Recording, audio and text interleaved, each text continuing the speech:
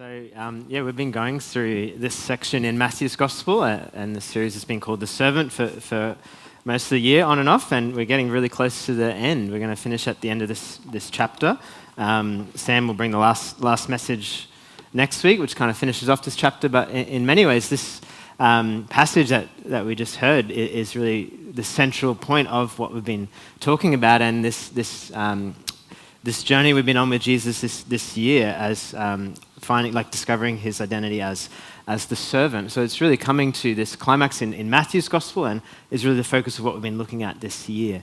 And as we go through, you'll see kind of one of the themes of this passage is really about ambition and mission and goals, and what does it look like to make it in life? What does it look like to succeed? So what I just invite you to do, even as we're kind of going through today, maybe just take a moment now to even try and see if you can identify what that could be for you. What does the good life look like for you? What is the vision, the direction? What is your ambition? Maybe it's in career or family. Maybe it's just different dreams that you have or things on the bucket list. Maybe it's things for your children that you'd love to see, or things in the community or the world. Maybe it's even just something that's quite subconscious, but we all have some kind of thing we want to move toward or direction in life.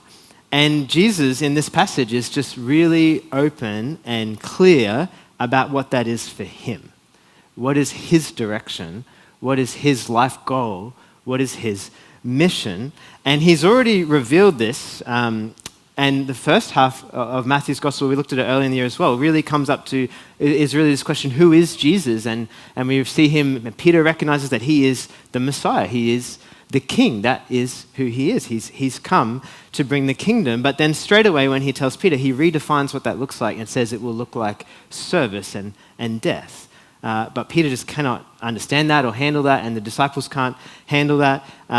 Jesus brings it up again, and then this is the third time where he brings it up, and this time it's really clear and really quite detailed and specific. Jesus is on the way to Jerusalem, and he starts to say what he's doing and why he's going there and what's going to happen, because he knows what's going to happen. So we'll look at this from verse 17.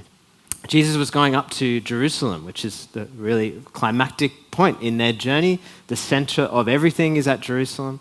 On the way, he took the 12 aside and said to them, "We are going up to Jerusalem, and the Son of Man will be delivered over to the chief priests and the teachers of the law." These are the ones there's been increasing hostility against Jesus. They've been questioning him.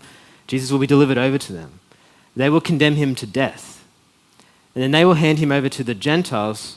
That's probably the Romans, who will be mocked. He will be mocked and flogged and crucified. On the third day, he will raise to life. Jesus effectively says, we're going up to Jerusalem, but we're not going up there to fight. We're not going up there for a battle. We're not going up there to win. Actually, our enemies will have their way, both the Jewish leaders and the Romans, and ultimately, we're not going to kill, but I'm going to be killed. But then he says, but I will rise from the dead. So he is so specific. There's actually so much in those couple of sentences that he says is going to happen. And this is actually the first time where he says that he will be crucified. In the other predictions in Matthew, he talks about being killed. But here he says it will be by crucifixion, which is an incredibly brutal and shameful way to die, really mostly reserved for slaves. And also political activists. And that's the category Jesus will fall into, that he is accused of being a rebel, a threat, so he is crucified. And there's an interesting play here because they're going up to Jerusalem. They're on this upward journey, and the disciples are ready to come and see things happen and see the showdown and see God come and wipe out the Romans and deal with Jesus' enemies. But even though they're going up, Jesus is actually going down to the bottom. His journey and mission involves embracing humiliation and death for the sake of others. This is so interesting because, again, he knows this is going to happen. He tells them and he embraces it. And we're actually looking at this in RI this year. We're talking about how God knows the future. Talking to grade 6 kids, Jesus knew what was going to happen to him and said, if you knew where you were going to die, would you go there? And they're like, no way. We would run the opposite direction if we knew where we were going to die. But Jesus moves toward it. He goes to Jerusalem well aware in detail of what will happen to him. And again, this is not what we tend to do. What we tend to do is avoid humiliation and pain. It's a pretty normal thing, right? We don't want to be humiliated. We don't want to be embarrassed. We don't want to be shamed. We don't want to suffer or experience pain. We want to preserve our reputation.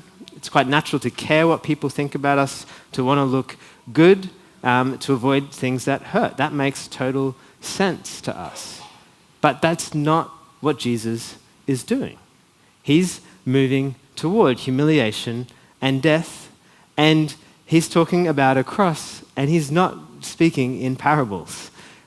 He's been speaking in parables a lot, and probably the disciples just assume this is another strange parable, because if he's speaking literally, it just makes no sense that he would be doing this. They're still thinking about moving up. They're thinking about the kingdom. And it's easy for us to sort of rip into them and think that why couldn't they get it? But if we were them and we heard Jesus talking like this, I think we would just think that's just crazy that you're going to go there to be crucified. Makes no sense. They want to go up. They're excited. So even though Jesus says this in detail, they just don't seem to hear it. They just choose not to accept it. And they just want all the good stuff that's going to come. So they think what's in it for them. And straight after Jesus has just talked about his descent, a mum comes to advocate for their kid. It's like a parent-teacher interview at school. The parents coming in to make sure this kid gets the first place. And it's literally the story. Then the mother of Zebedee's sons came to Jesus with her sons and kneeling down asked a favor of him. She's coming to appeal to Jesus. What is it you want, he asked.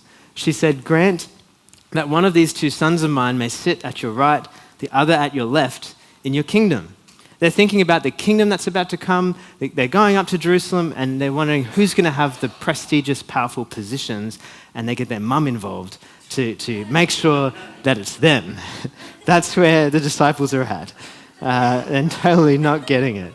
And this could even be a bit of a power play, because obviously the inner circle is James, John, and Peter. Interestingly, when Jesus first talks about going to the cross, Peter opposes him, and then Jesus puts Peter in his place, right? And maybe it's even after that James and John are like, oh, maybe Peter's out of it now. Maybe we can take the position, and that's kind of what they're looking. They want those great positions, and they're thinking about being at his right and his left. But they just don't hear what Jesus has just taught, because Jesus has just talked about what it looks like for the kingdom to come. And it looks like him going to the cross, and those at his right and his left are going to be other criminals who are crucified. So that's why Jesus says to them, you don't know what you are asking. Right? In their minds, they've got a certain picture. What Jesus knows is the case is totally different. Can you drink the cup that I'm going to drink? He's talking about his cup of suffering. They say, we can. Jesus said to them, you will indeed drink from my cup, but to sit at my right or my left is not for me to grant. These places belong to those for whom they've been prepared by my Father. Again, they're not thinking about suffering and humiliation and death. They're not asking for Jesus. They don't want to be there with Jesus. But Jesus is saying that's where he's going. And he says that they will go there as well. They will eventually suffer as well. But they're not thinking about moving down. They're not thinking about the fact that at the right and the left of Jesus in his glory and his kingdom will be two crucified criminals. They're thinking about power and authority. James and John want to go up to the top.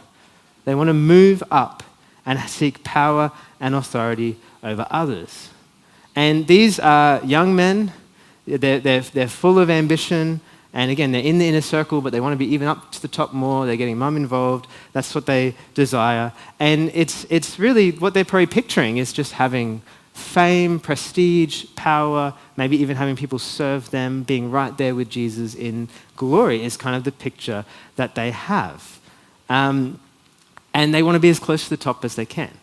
But it's interesting, right? Because we kind of read this story and it kind of doesn't necessarily make sense. Like, we know that they shouldn't be doing that, right? That's a dodgy thing to do. They're trying to get over your mates to get up to the top position. Like that's not an Australian thing to do. It is a thing that was quite normal in an honour-shame culture. Sam and I were talking about that this week. If you're in an honour-shame culture, you want to be in the place of honour. You fight for the place of honour. That's a good thing. You avoid the place of shame. But that's not Australian culture. Australian culture is quite different. You might remember this guy from Australian culture, the lawn guy. I think I've talked about him before. This is the guy who told Scott Morrison to get off his lawn. Literally, the Prime Minister of Australia is on his lawn and he says, "Hey, get off, I just reseeded that." And then the YouTube comments say, it doesn't get more Aussie than telling the Prime Minister to get off your lawn. And someone said, this is the most Aussie thing ever. It got 4,000 likes, that comment. Right. Like, Aussies don't want to be on the top. Like, Aussies want to tear down the top. Aussies cut down those who promote themselves or pull rank. It's called the tall poppy syndrome. And that's why this guy's so funny, right? Like, because it just resonates something deep. As Aussies, we don't want to be on the top, but we want to pull down those on the top. We don't have necessarily this great ambition to be above others, like maybe in a more of an honour-shame culture or in what's happening with Jesus' disciples. I mean, that probably still happens as well. What we, though, want people not to be above us. Right? If people are above us, if people probably advance themselves, we want to put them in their place because we're a more egalitarian society on the same level. So I guess as we're going through this passage, I think we need to think, like, what is Jesus confronting in our culture? Because it probably does look a bit different. And interesting, some of Jesus' value of humility does resonate with Australians that who value humility. But what James and John's ambition is to be great. And they're defining greatness as being above others in a position of power and authority. And again, this desire to be great, we probably still have it in ways, but again, it's probably even more of an American value to achieve greatness and success, to be famous. Aussies maybe have that a little bit, especially maybe with sports heroes and things like that. But it's interesting, Mark Sayers comments on this, talks about how Americans definitely want to be great. Australians mostly just want a great life. We don't necessarily want to be a great person, but we want to have a good barbecue. We want to go to the beach. We want to have holidays. We don't want so much to be great, but we want a great life. Again, the BCF life, right? Bunnings, doing nice renos on the house, like being able to relax. And that involves money, right? The money is required for that, so you don't have to work all the time. You can just enjoy your life. But that's kind of more the ambition, I think, of Australians, rather than to necessarily be a really great person, although that does exist in ways as well. And there's some things that resonate with Australians around Jesus' value of humility, but what we're doing is ultimately Jesus is going to confront James and John and their understanding of greatness, and he needs to also confront us in ours and how that looks different too. So they're having this discussion, right?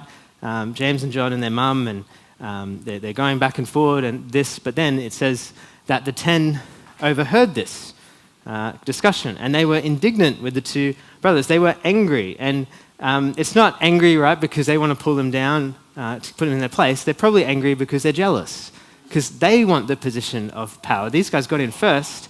Now they're angry. They're trying to get in as well. They're just competing for this position. So it says, Jesus called them together and said, "You know that the rulers of the Gentiles lord it over them, and the high officials exercise authority over them." Again, he's probably talking about Roman soldiers, Roman rulers, maybe Pilate. It says, "Not so with you. Instead, whoever wants to become great among you must be your servant, and whoever wants to be first must be your slave, just as the Son of Man did not come to be served but to serve, and to give his life as a ransom for many." Jesus is seeing something in his followers which is exactly the same as his enemies, as the culture that is around. And in some ways, the disciples are excited to get into the kingdom, but they're kind of just going to bring a kingdom that will look just like Rome, where people fight for authority and power and dominate others. And Jesus says, no, it's not to be like that. And not just not to be like that, it's to be the exact opposite of that. He totally flips things. He says to them, if you want to be on top, be on the bottom. The great one is the one who serves, who is a slave. Again, particularly in that culture, what he's saying is just crazy. Like, he totally undermines it and flips it. And I think in some ways, he's not even saying the way to greatness is service, that you'll kind of be rewarded for your service with greatness. I think he's really saying that what greatness is service.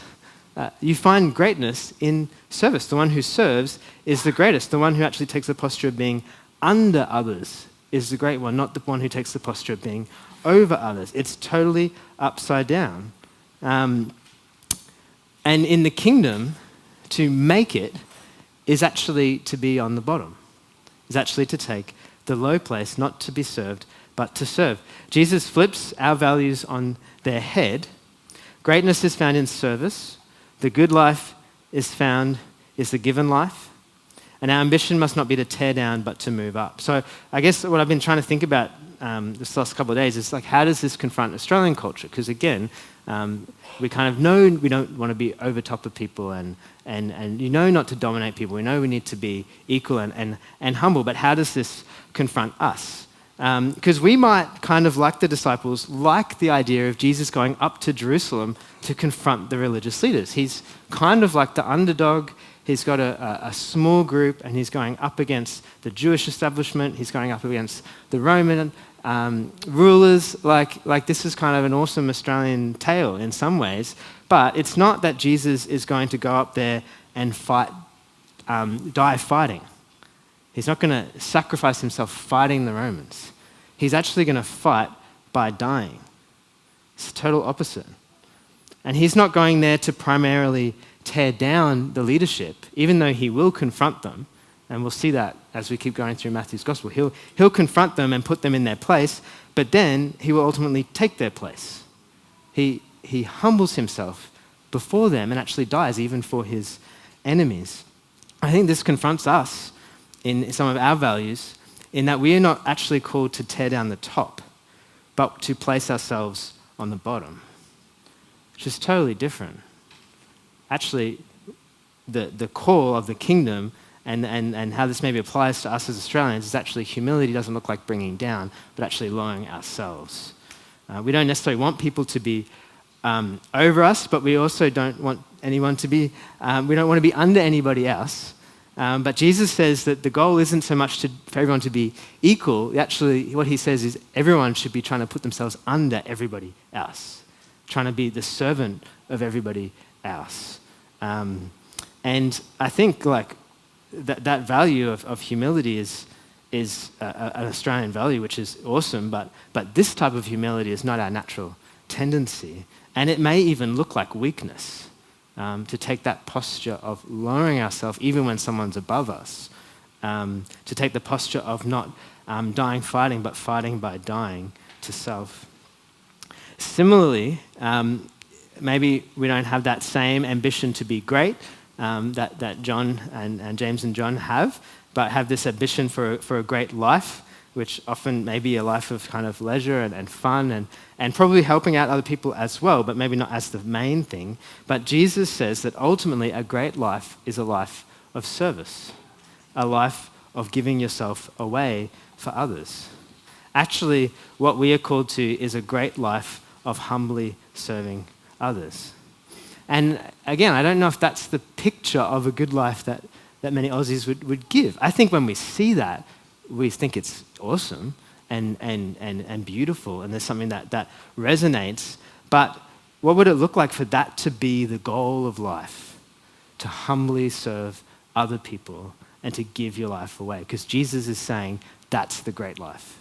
That's the greatest life. That's like totally different to what we would normally think. But it is how Jesus lived. That was his ambition, was to serve. And Jesus is wanting us to direct our ambition towards that, to not seeking greatness for ourselves or a great life for ourselves, but giving it away for the sake of others. He says, Again, this is his mission. Why did Jesus come? What was his goal? Just as the Son of Man did not come to be served, but to serve, and to give his life as a ransom for many. He is the King of the kingdom, yet he came to serve. He came to die for others.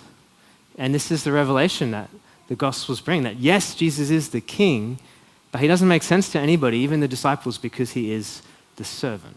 He comes as the suffering servant. And who did he come to serve?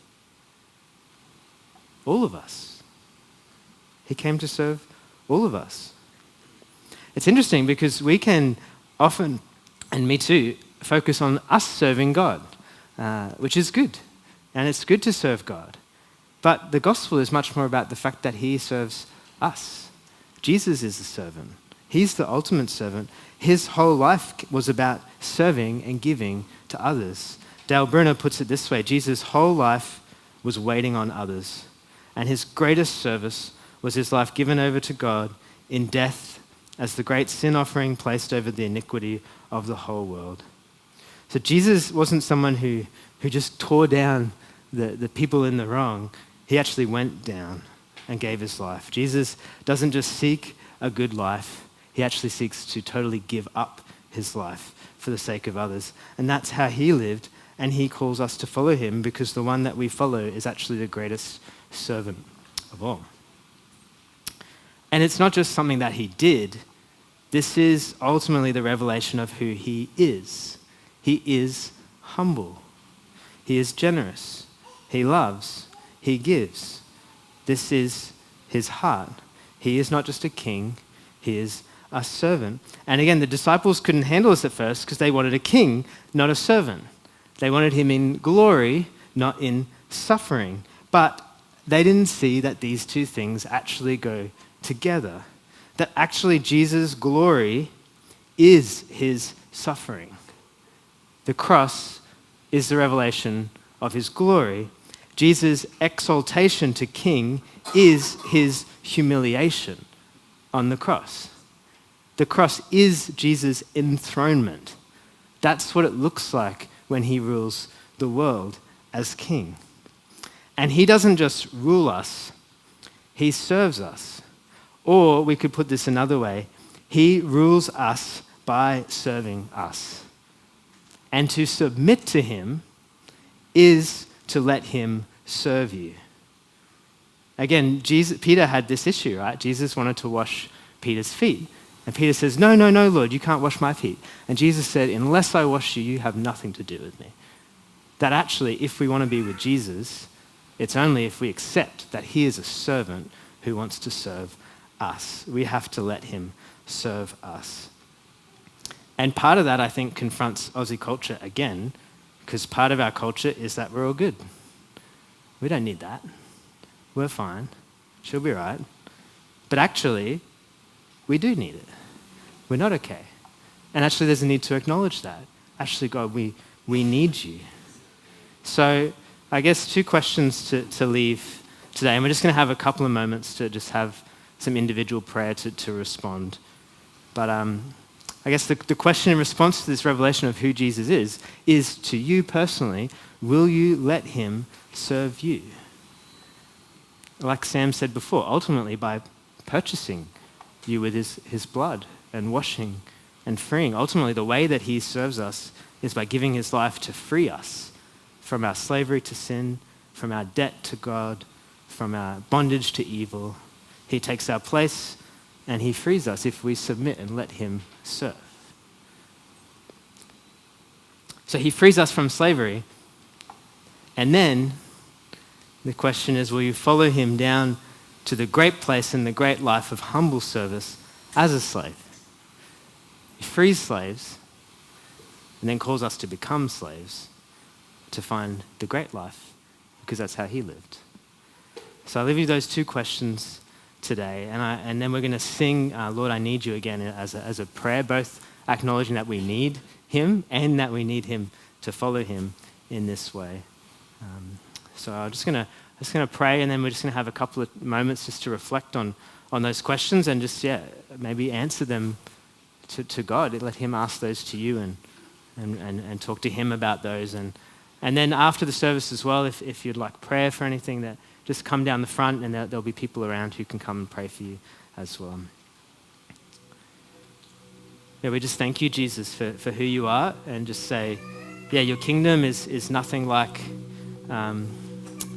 we think and could imagine. And just thank you that you confront us and challenge us and tip everything upside down. And yeah, we just say we need you, both to reveal the truth to us about the way the world really is, reveal the truth to us about what greatness and a great life truly looks like, what humility truly looks like, what your kingdom truly looks like. And yeah, we just pray you to open our eyes, help us to see you in your glory on your cross.